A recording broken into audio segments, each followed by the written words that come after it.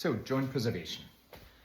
So basically, joint preservation is a phrase that talks about trying to preserve the knee. And usually what we're talking about is trying to prevent further arthritis or reverse it if we can. Yeah, in a way, young people with old knees, not really candidate for knee replacement, but enough pain that something needs to be done.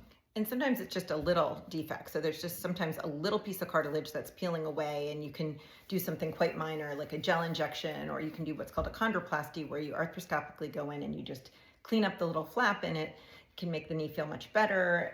Often it stops the swelling. That's not enough for everybody. No, because sometimes the defects are bigger, and then you need to kind of fill them, like you fill a pothole on a road, hopefully just better. So you can fill them with something that's called cell-based treatment.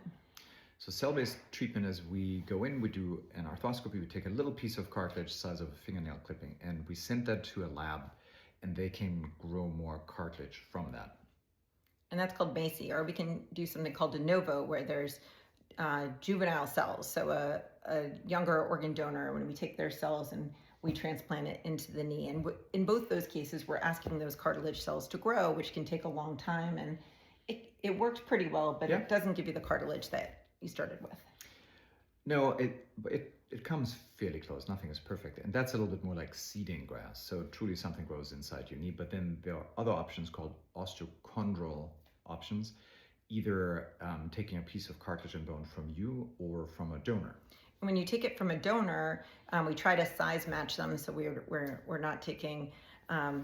We want to match the anatomy as much as possible. And the nice thing about that is the cartilage is fully formed, and cartilage can live in somebody else's body. It doesn't have rejection per se. It's not like a heart transplant where you have to take drugs to prevent rejection, but you do still have to have growth or bone ingrowth into that cartilage plug. And to stick with the landscaping analogies, that's a little bit more like sodding.